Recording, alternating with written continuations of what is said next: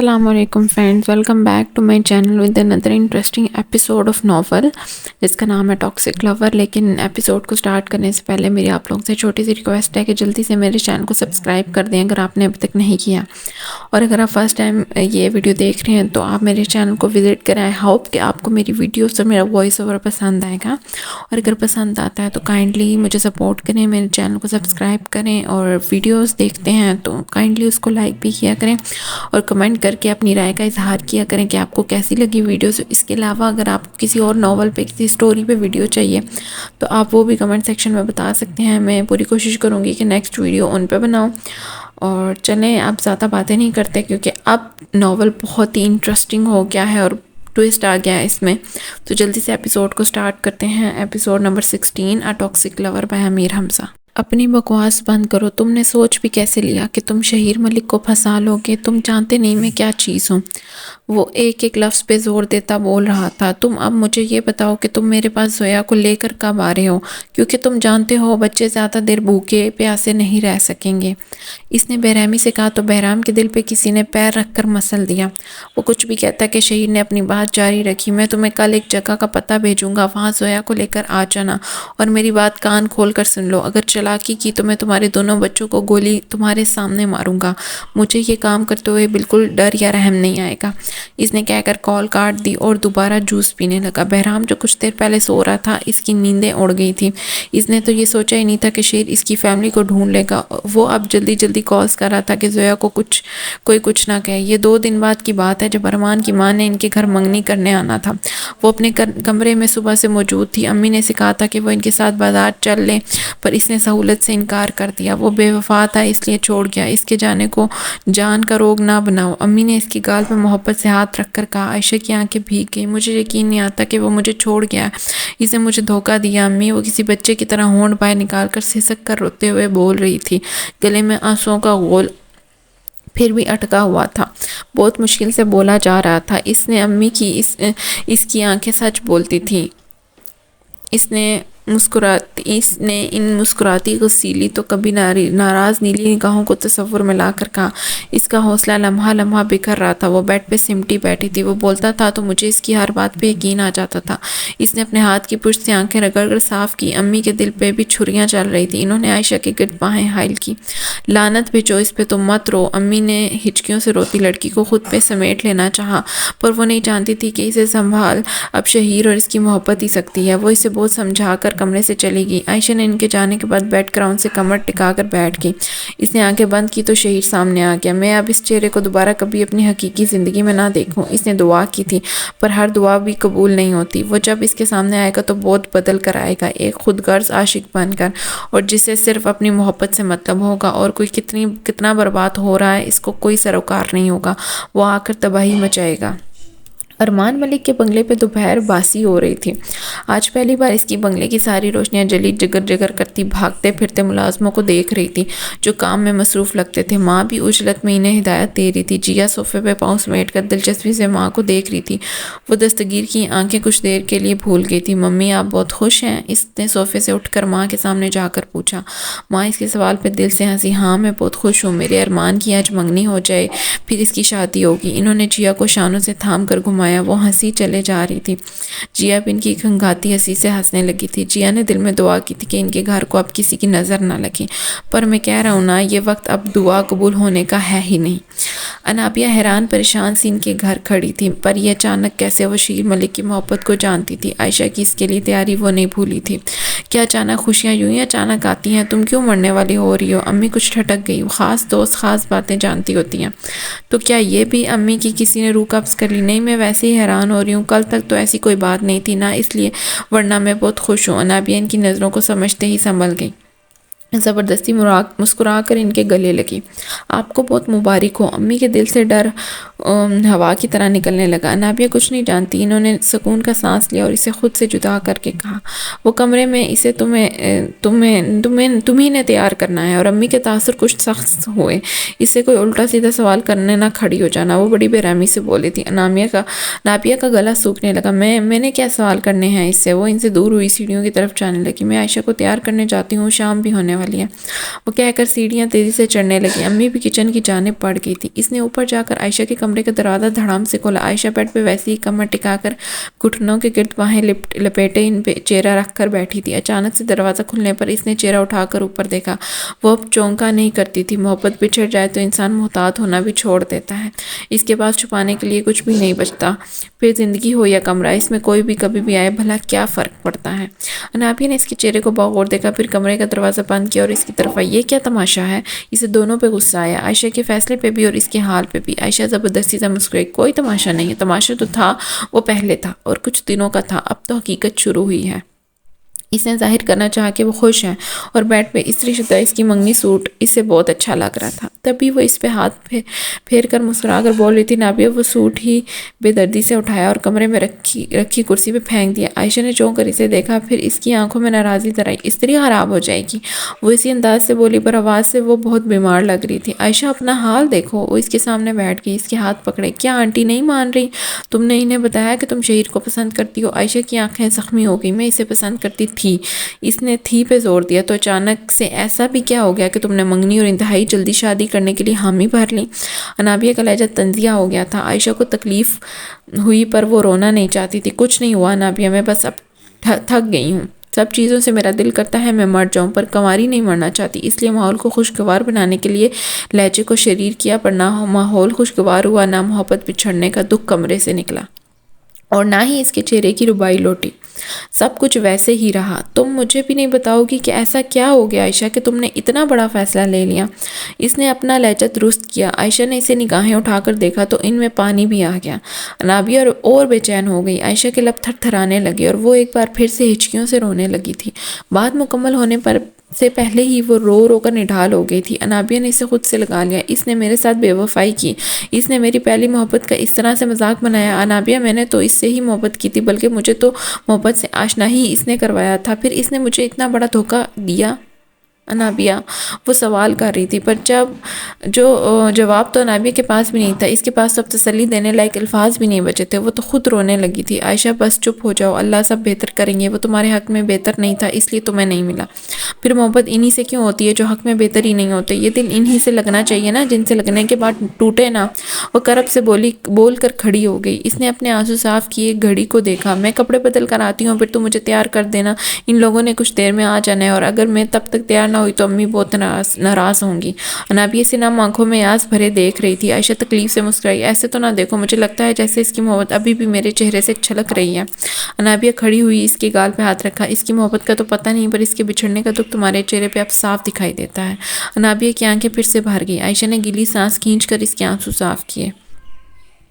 ہائے میری بھولی دوست، ابھی بھی وقت تھوڑا ہے، مجھے تیار کر دو، اس محبت کے بچھڑنے کے ماتم کے لیے تو پوری عمر پڑی ہے۔ انابیہ نے اس کے ہاتھ پکڑے۔ دیکھنا تم وہاں بہت خوش رہو گی۔ عائشہ اداسی سے ہنسی، سر نہ ہلایا۔ مشکل ہے، اس نے کہہ کر سوٹ اٹھایا اور واش روم میں گھس گئی۔ جب وہ گاجی کا مدار سوٹ پہن کر باہر نکلی تو اس کا چہرہ دھلا ہوا لگتا تھا۔ وہ کسی روبوٹ کی طرح چلتی سنگار میں اس کے سامنے آ گئی۔ یہ دل بھی تو ڈوبے گا سمندر میں کسی کے، ہم بھی تو لکھے ہوں گے مقدر میں کسی کے۔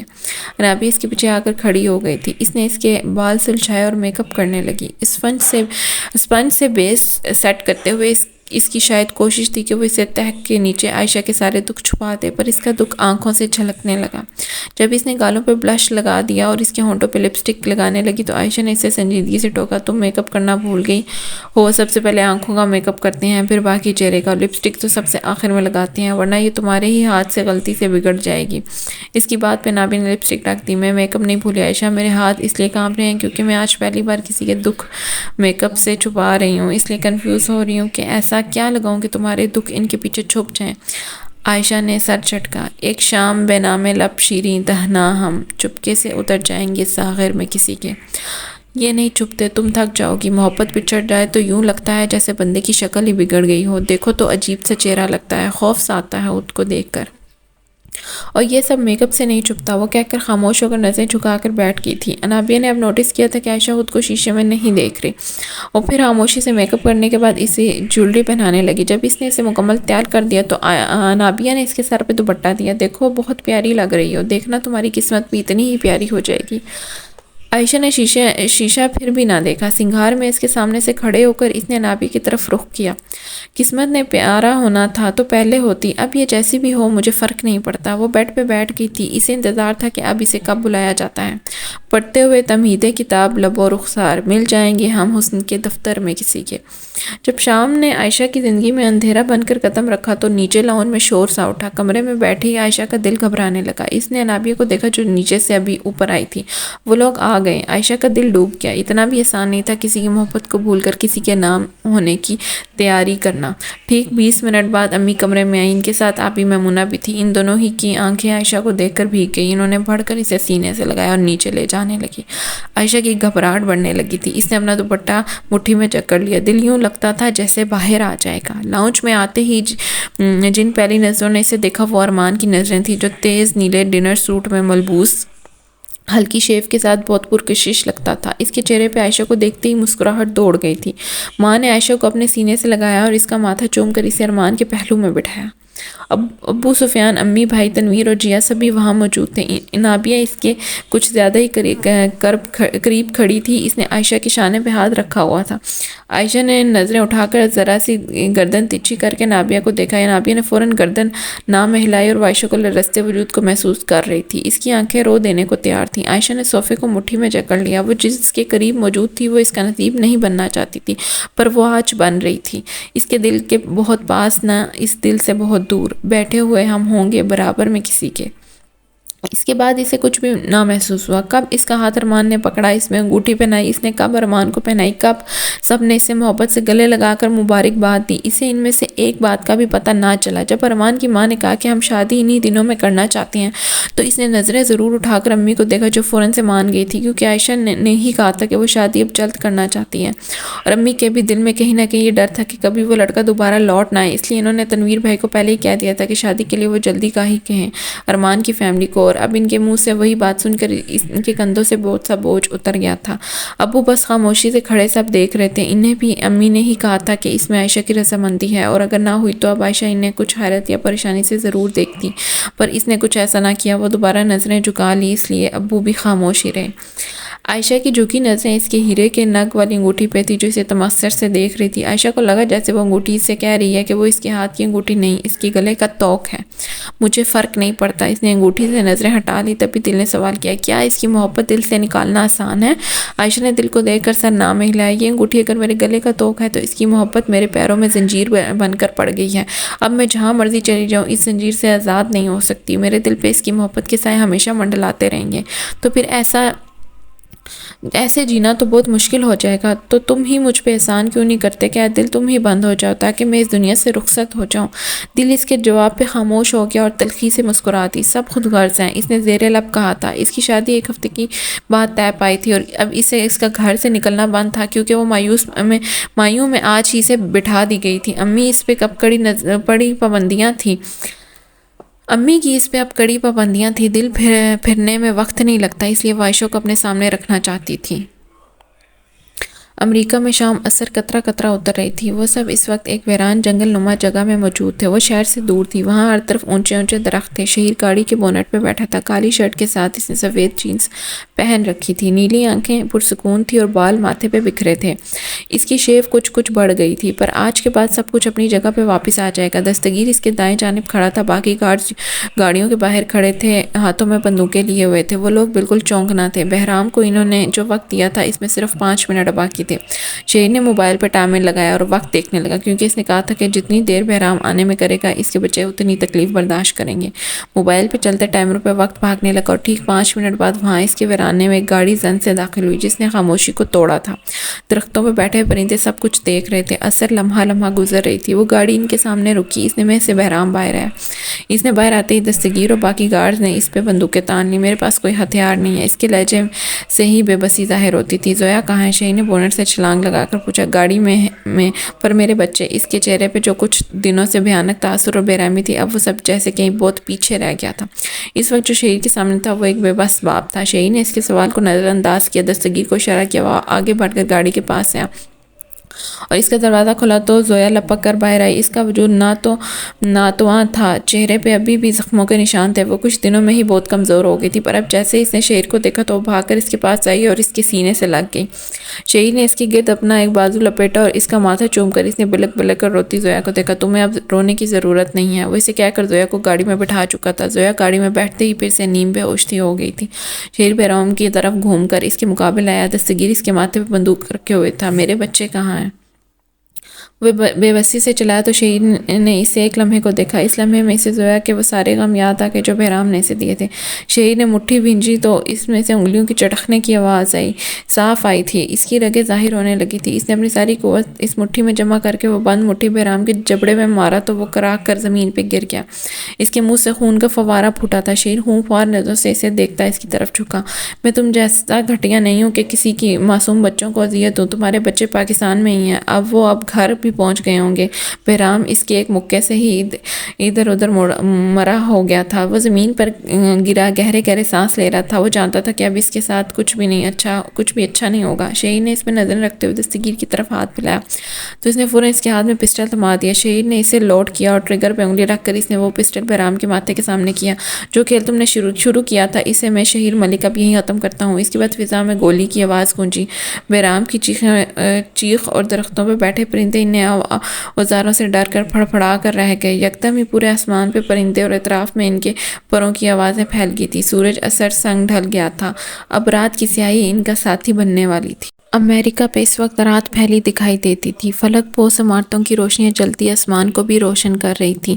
آسمان پہ بادلوں سنگ تارے تھے۔ مدھم سا چاند بھی ابھی انہی بادلوں میں سے چپکے اس ہاسپٹل کی عمارت میں موجود کمرے کی کھلی کھڑکی سے اندر جھانک رہا تھا، جس میں زویا پز مردہ اور ناتواں وجود سے لیٹی آنکھیں موندے ہوئی تھی۔ اس میں اب بولنے کی ہمت باقی نہیں تھی۔ شہیر اس کے کمرے میں خاموش قدم اٹھ کر اندر داخل ہوا اور زویا کے قریب کرسی کھسکا کر بیٹھ گیا۔ اس نے اس مانند نیلاہٹ کو دیکھا جو زویا کی آنکھوں کے نیچے تھے۔ اس کے گورے رنگ پہ زخم کچھ زیادہ ہی واضح دکھائی دیتے تھے۔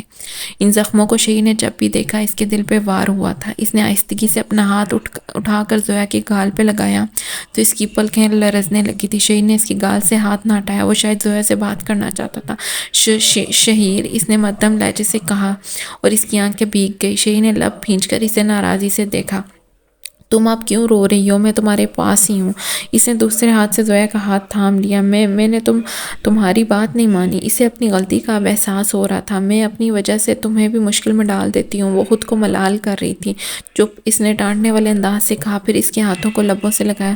اگر تمہیں کچھ ہو جاتا تو میں کیا کرتا؟ تم نے یہ نہیں سوچا، پر اب تم میرے ساتھ پاکستان جاؤ گی۔ جو کچھ کرنا ہے تم نے وہیں کرنا ہے۔ تمہارا بزنس اور گھر بھاڑ میں گیا۔ یہ میری آخری بات ہے۔ اس کے بعد میں اس بارے میں کوئی بات نہیں سنوں گا۔ وہ دو ٹوک انداز میں بول رہا تھا۔ اس نے زویا کا ہاتھ ویسے ہی تھام رکھا تھا۔ شہیر اس کے ہاتھ کی پشت پہ انگوٹھا رکھ کر سہلا رہا تھا۔ یہ اس کی عادت تھی۔ وہ جس کو تکلیف میں دیکھتا تھا اس کے ہاتھ کو تھام کر وہ ایسے ہی سہلاتا تھا۔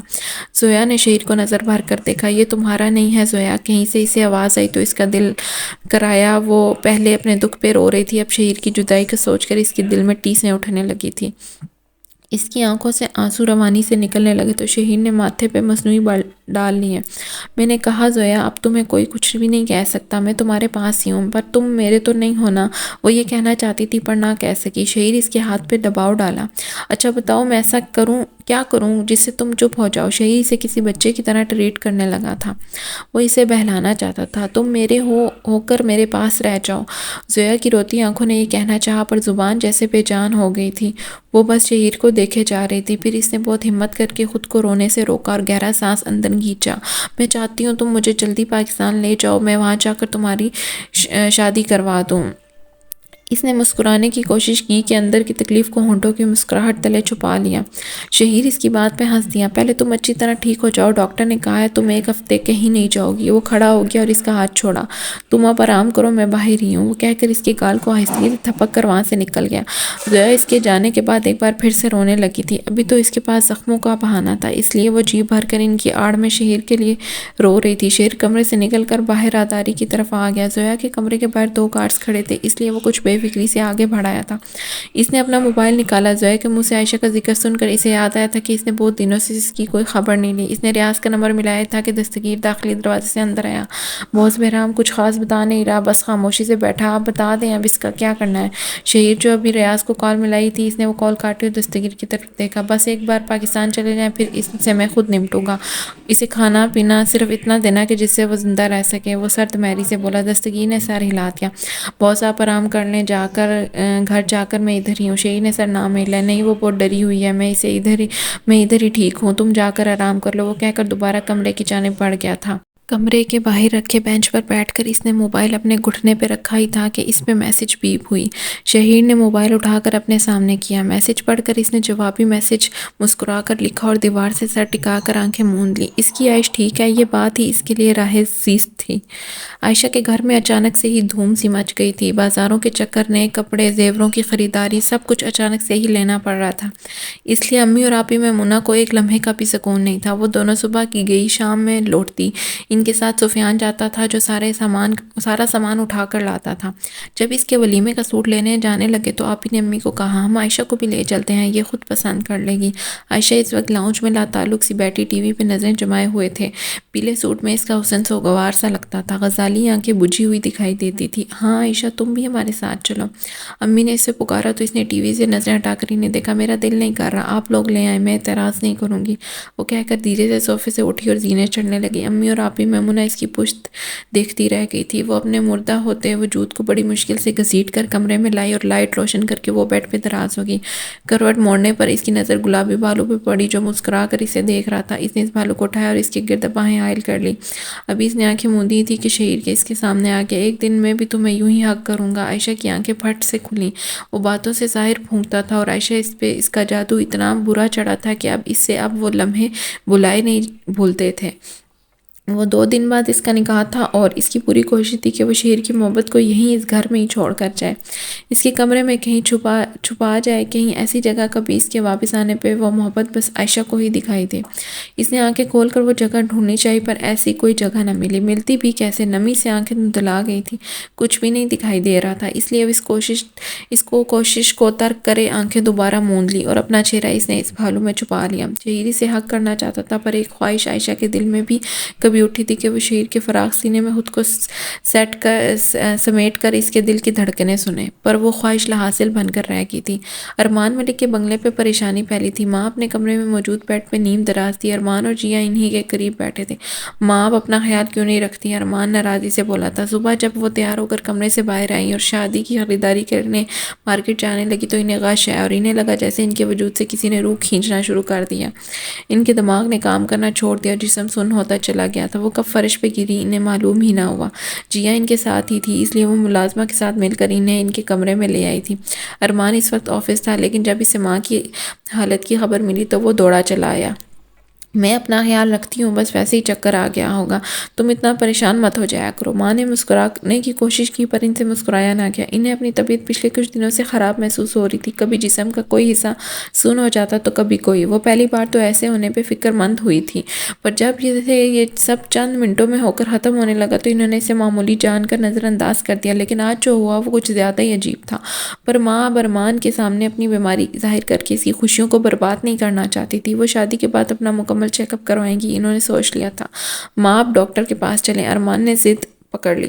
وہ بہت دیر سے انہیں اسی بات پہ راضی کرنا چاہ رہا تھا پر ماں نہیں مان رہی تھی۔ ہاں ممی، بھائی ٹھیک کہہ رہے ہیں، آپ ایک بار ڈاکٹر کو دکھا لیں، وہ کچھ ٹیسٹ کریں گے، اس سے ہمارے دل کو تسلی ہو جائے گی۔ ماں نے ناک سے مکھی اڑے اور کم آن جی ہاں میں ٹھیک ہوں، انہوں نے حفکی سے کہہ کر ارمان کو دیکھا۔ میں نے ناشتہ نہیں کیا تھا صبح، شاید اس لیے ایسا ہو گیا، میں ابھی کچھ کھا لوں گی تو ٹھیک ہو جاؤں گی۔ میں ڈاکٹر کے پاس نہیں جانا چاہتی اور اب مجھے اس بات پہ کوئی راضی کرنے کی کوشش نہیں کرے گا، انہوں نے دو ٹوک انداز میں کہا۔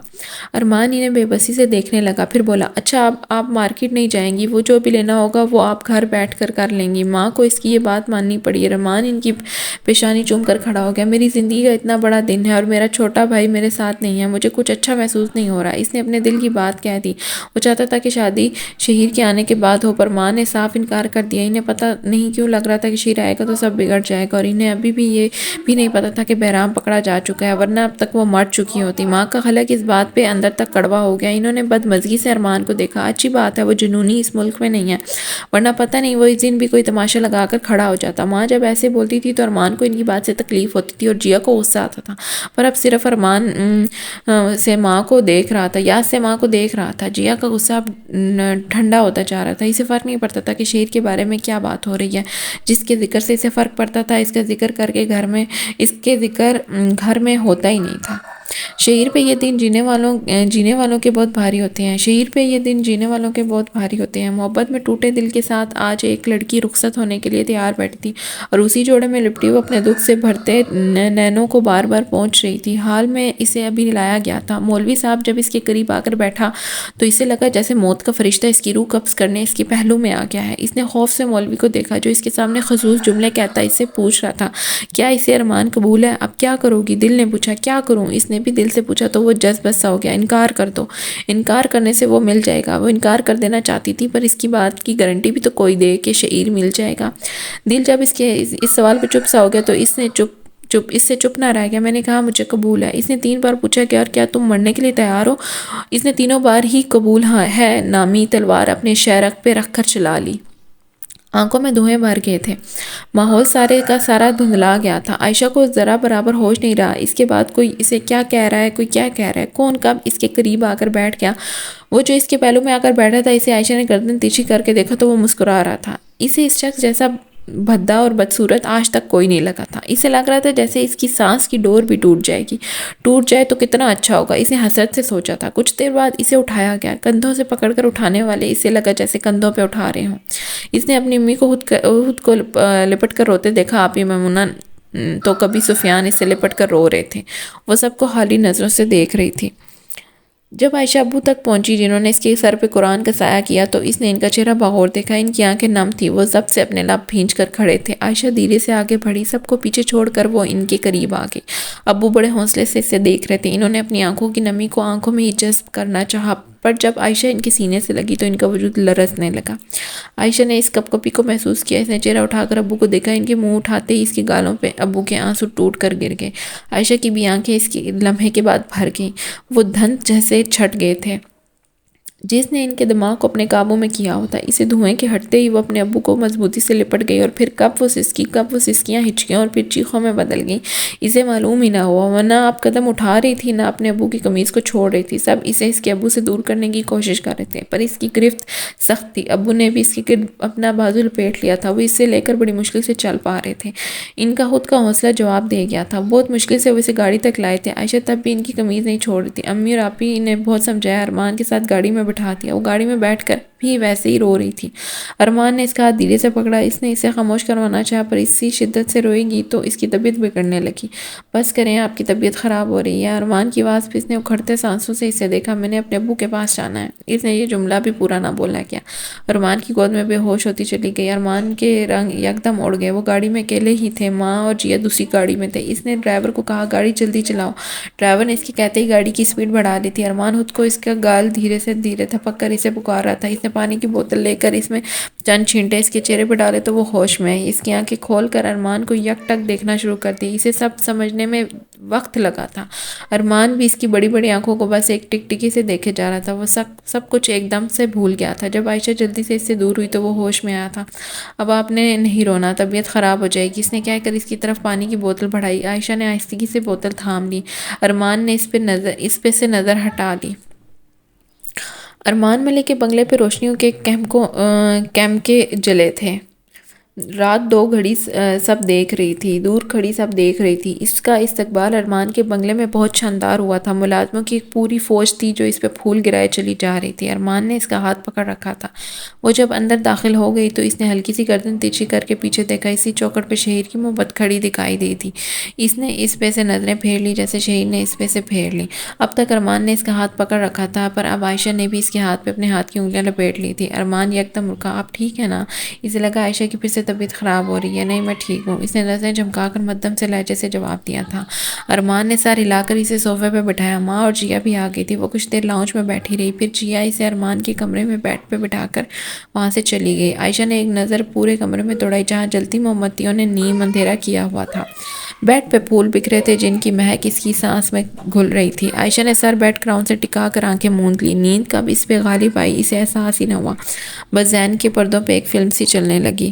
اس نے دیکھا شہیر اس کے سامنے کھڑا ہے، اس کی آنکھیں جلتے شعلے جیسے لگتی تھی۔ وہ قدم قدم چلتا عائشہ کے قریب آ رہا تھا۔ اس کے ہر قدم پہ عائشہ دیوار کے ساتھ لگتی جا رہی تھی۔ عائش، وہ اس کے بالکل قریب آ کر بولا تھا۔ عائشہ نے خوف سے آنکھیں موند لی۔ شہیر کی آواز میں سختی اور بے رحمی تھی۔ تم میری امانت تھی، اس نے عائشہ کے کان سے کے پاس آ کر چبا چبا کر کہا۔ عائشہ نے دھیرے دھیرے آنکھیں کھولی۔ شہیر کی نگاہوں کی تپش سے اس کا چہرہ جلنے لگا۔ میں نے تمہیں کہا تھا تم صرف میری ہو، پھر بھی تم نے۔ اس نے بات ادھوری چھوڑ دی اور عائشہ کا منہ دبوچا۔ اب تم میرا جنون دیکھو گی، تم نے میرے ساتھ غلط کیا، اچھا اب تمہارے ساتھ بھی نہیں ہوگا۔